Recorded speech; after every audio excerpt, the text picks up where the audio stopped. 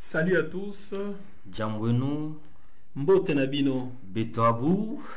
Nous voici à nouveau pour ce nouveau numéro, épisode 2.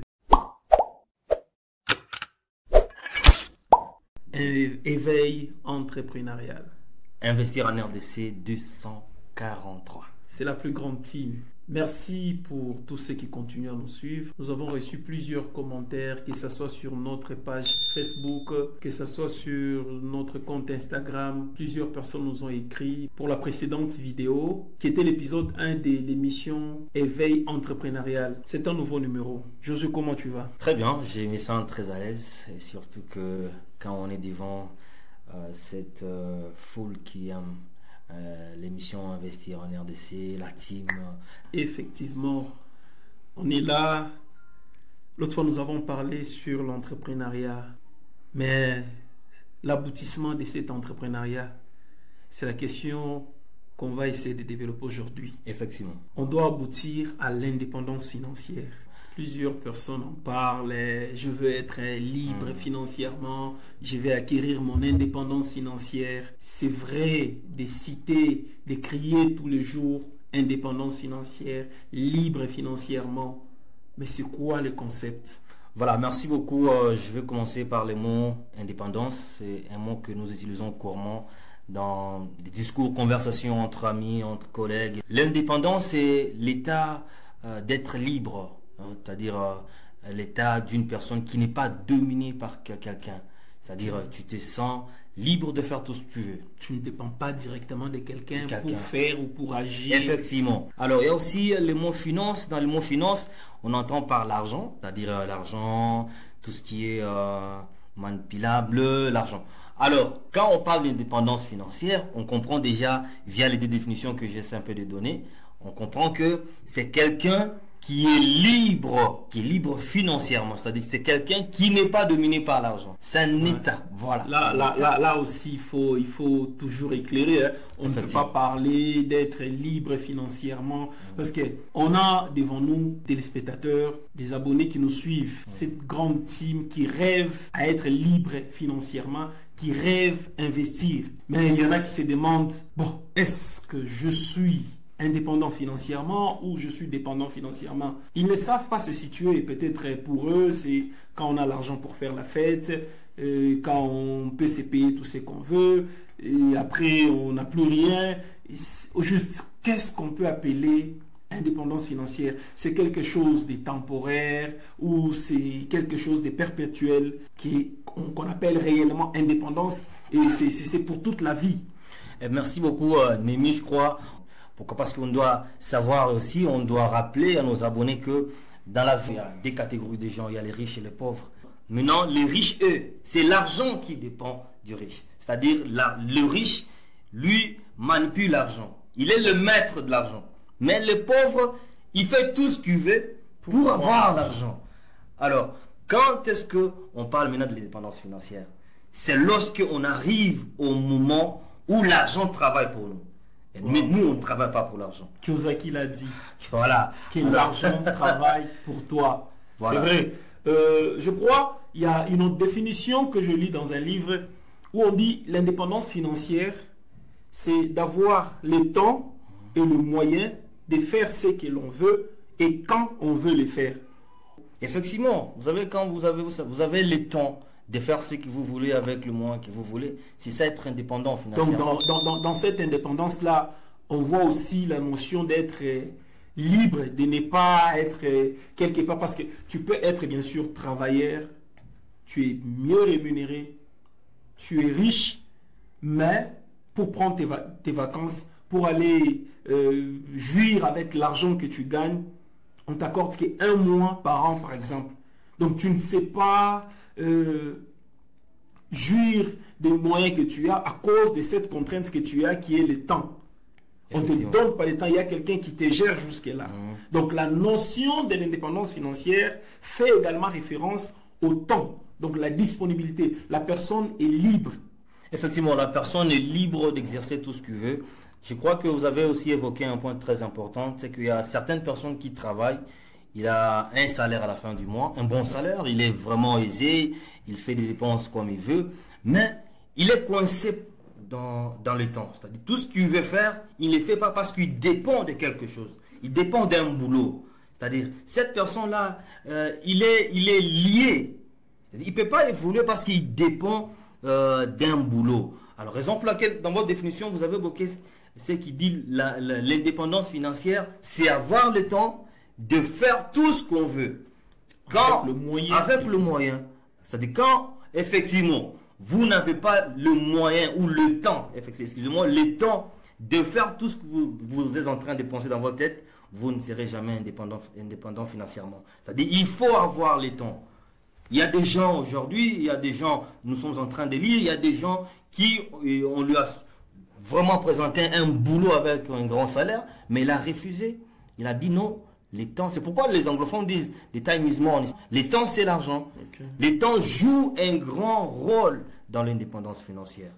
Okay. Tu quittes le matin, tu reviens le soir, fatigué, mais à la fin du mois, tu as un bon salaire. Tu n'as pas le temps de réfléchir sur tes business, tu n'as pas le temps de te concentrer sur le projet. Et comment tu deviendras financièrement? Donc là, on comprend que cette notion d'indépendance financière ne s'applique pas à tout le monde. Effectivement. Donc, il ne suffit pas d'avoir de l'argent, mais il suffit aussi d'avoir le temps.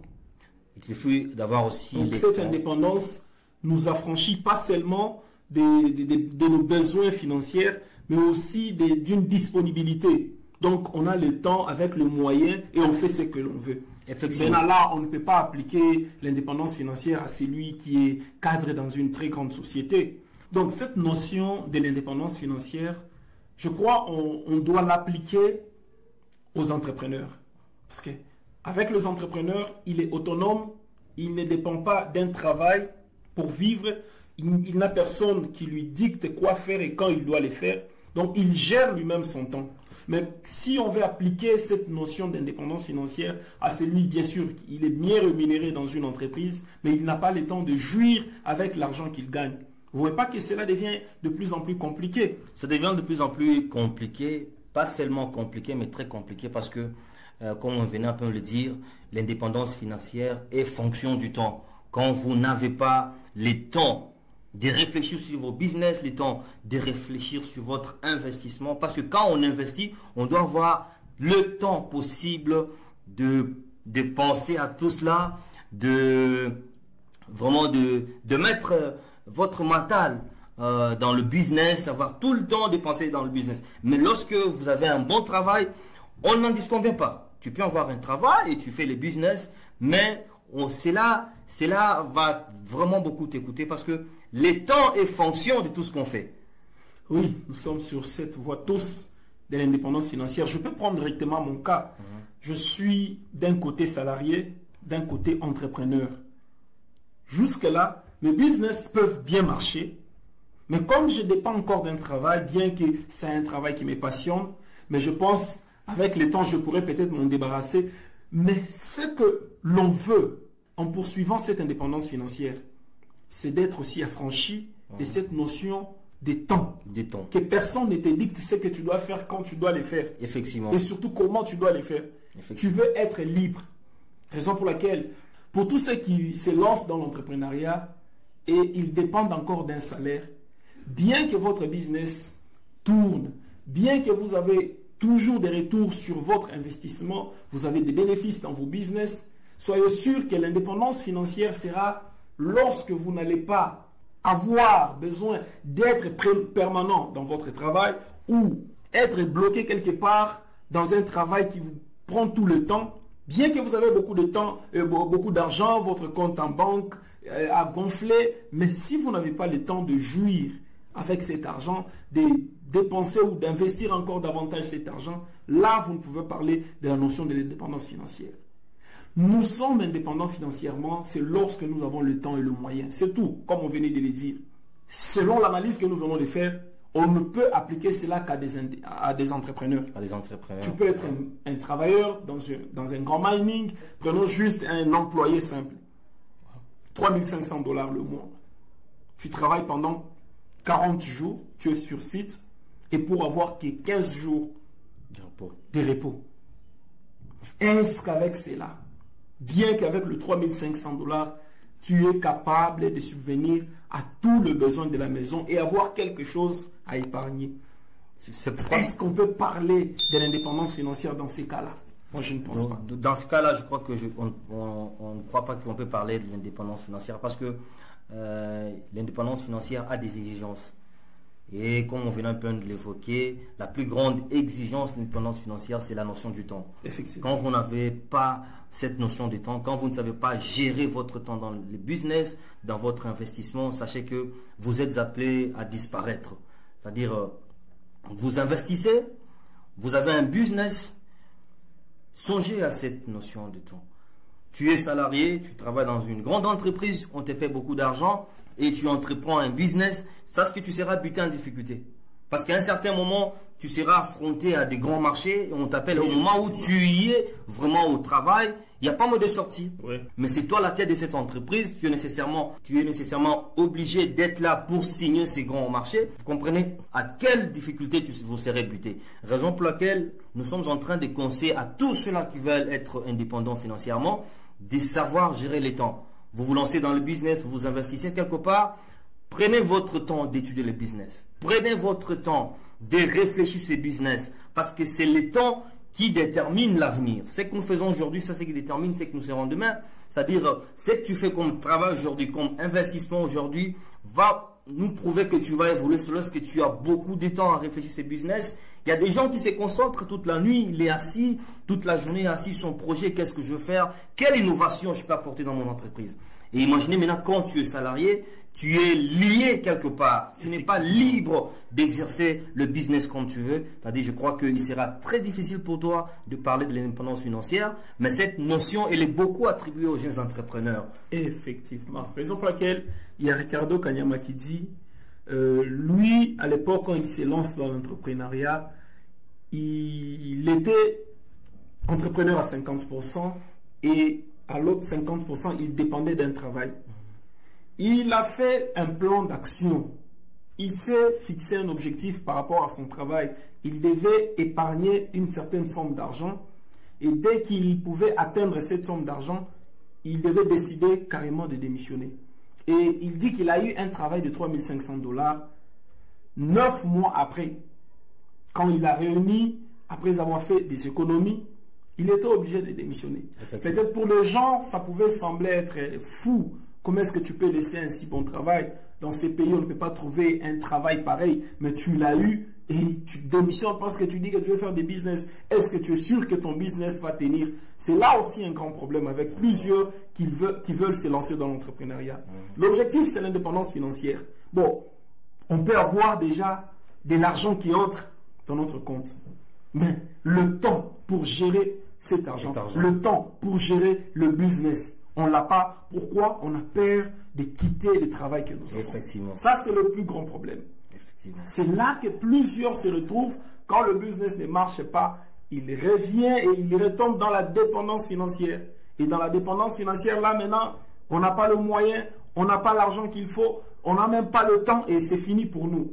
On ne peut pas s'appeler entrepreneur dans ce sens-là. Effectivement, Némi, il y a ce que vous venez un peu d'évoquer, c'est très important. C'est-à-dire, quand on est dépendant financièrement, vous savez qu'on est obligé d'être buté à des grandes difficultés. Des fois, nous nous endettons parce que nous dépendons de l'argent. C'est ça même la conséquence de la dépendance financière. Effectivement. Les endettements. Là, vous prenez même des dettes non calculées et qui ne vous aident à rien. Et surtout, c'est là que vous allez maintenant vous retrouver dans un gouffre et vous allez tomber dans la pauvreté à l'extrême. Vous serez pauvre chronique. Chroniquement, comme Ricardo Kanyama l'a dit. C'est un aspect aussi que nos amis qui nous regardent dans ce moment doivent nécessairement mettre en jeu et aussi beaucoup y réfléchir là-dessus. Vous travaillez, on ne vous interdit pas de travailler. Oui. Il faut travailler. Vous êtes salarié quelque part, vous avez un revenu, vous avez un salaire qui est tellement un peu élevé, même si vous touchez moins, il faut avoir des objectifs que vous devez atteindre en tant qu'entrepreneur. Et lorsque vous avez ces objectifs, vous travaillez pour les atteindre. Tu travailles, tu te prives de certains besoins pour atteindre ces objectifs et après 9 mois, tu lances ton business, tu démissionnes. Cela peut sembler une folie devant les gens, même devant, pour la personne qui va démissionner, parce que démissionner d'un boulot où tu es aisé, tu travailles, c'est pas facile. C'est pas facile. On dit que les entrepreneurs sont les personnes qui prennent des risques. Des risques, effectivement. Là où les autres ont peur, eux prennent des risques. Et des fois des risques non calculés. Effectivement. Oui. Ricardo Kahneman nous parle dans le livre Je suis Kunta. Il donne la théorie du crapaud. Oui, oui. Des fois, on est obligé de passer à l'action lorsque l'opportunité se présente. On n'a pas le temps de calculer. Pourquoi? Il a dit encore une fois que lorsque l'opportunité rencontre la préparation, là c'est la réussite. Totale. Et on ne réfléchit pas avant de prendre certaines décisions. Et quand tu es entrepreneur et qu'il y a une opportunité pour laquelle tu as eu le temps de se préparer et tu vois cette opportunité devant toi et tu commences à raisonner. Oh, qu'est-ce que je vais faire avec mon travail? Et surtout avec le terme que nous avons tout le temps en Swahili, Kajinjo Banjo Mama. Et c'est vraiment des langages qu'on doit éliminer de notre vocabulaire. Ça fait partie des pensées limitantes qui ne nous permettent pas à aller de l'avant ou à avoir une certaine relationnelle avec l'argent. Effectivement. Vous voyez, l'argent, on doit commencer par avoir une certaine relationnelle. Commencer par aimer l'argent avant de commencer à les chercher. Tu ne peux pas vouloir quelque chose et son contraire. Raison pour laquelle on doit éviter certains langages dans notre vocabulaire et préparer notre mindset à recevoir ces opportunités, à être prêt à prendre certaines décisions, quoique les autres peuvent dire des choses, la famille, l'entourage, peut-être c'est ta femme qui peut dire non, tu veux abandonner ton boulot parce que tu as cette opportunité. Qu'est-ce qui te prouve que cela va tenir? Effectivement. C'est ça ce qu'on est en train de dire, que l'entrepreneuriat, c'est la folie, parce que ce que l'entrepreneur voit, tout le monde ne peut pas voir ça. Ce que l'entrepreneur fait, tout le monde ne peut pas faire ça. Il y a toujours des tels découragements lorsqu'on se lance dans le business, dans l'investissement. Ce sont les obstacles du chemin. Effectivement. On a toujours dit que la réussite est de l'autre côté du courage, de la détermination et de la persévérance. Donc, tant que tu n'as pas ces choses comme entrepreneur, sache qu'il y aura toujours quelqu'un pour te décourager. Soit c'est un ami, un proche, même ta femme, tes parents vont chercher à te décourager. Mais c'est à toi d'être hyper motivé. Sois sûr que ta motivation ne vient pas d'une personne. Ta motivation doit venir de toi-même. Et lorsque toi-même tu es motivé, tu prends des décisions et tu es prêt à assumer les conséquences de tes décisions. Effectivement, c'est-à-dire cette motivation doit venir de toi-même, comme tu l'as dit. Tu dois être conséquent de ce que tu prends comme décision. Et au-delà de ça, il faut avoir un temps de beaucoup réfléchir sur les business que tu veux entreprendre, sur l'investissement que tu veux faire. Parce que, comme nous l'avions dit dans cette vidéo, quand tu n'as pas le temps à consacrer à tes business, tu es appelé à disparaître. Ces business ne peuvent pas évoluer. Effectivement. Ouais, ça ne peut pas évoluer. C'est-à-dire, à tout moment et les temps de penser à votre business, tu veux être indépendant financièrement. Voilà la première étape que tu dois faire, c'est disponibiliser les temps pour ce que tu es en train de faire. Tu es jeune entrepreneur, tu fais déjà ton business, mais il te manque quelque chose. Des fois, tu te poses des questions, mais pourquoi je n'évolue pas? Pourquoi je ne fais pas ça? Il y a la première étape que tu n'as pas encore maîtrisée, c'est la notion du temps dans l'investissement. C'est ça. Et les temps de réfléchir beaucoup, les temps de beaucoup penser. Et surtout, n'oubliez pas, un entrepreneur, c'est quelqu'un qui lit beaucoup. Effectivement. Oui, frère. On s'inspire, on aiguise notre esprit, c'est grâce à la lecture. Si tu ne les lis pas, tu ne deviendras jamais un très bon entrepreneur. Parce qu'on découvre, c'est que la meilleure des choses que les riches ont pu faire, ce n'est pas distribuer leur argent, c'est d'écrire la voie qu'ils ont utilisée pour arriver à la réussite. Je crois que nous sommes arrivés à la fin, Josué. Merci pour tous ceux qui nous ont suivis. Merci pour tous ceux qui continuent à s'abonner. Vous qui arrivez sur cette chaîne, ici nous faisons la promotion de l'entrepreneuriat et de l'investissement parce que nous croyons fermement que c'est grâce à cela que nous allons mettre hors d'état de nuire notre ennemi commun qui est la pauvreté. Aujourd'hui, la pauvreté tue plus que les rebelles de M23. La pauvreté tue plus que la malaria. La pauvreté tue plus que même la Covid-19. D'où nous devons mettre hors d'état de nuire cet ennemi. C'est grâce à l'entrepreneuriat et à l'investissement. Merci pour tous ceux qui nous ont suivis. Que Dieu vous bénisse et que Dieu bénisse la RDC.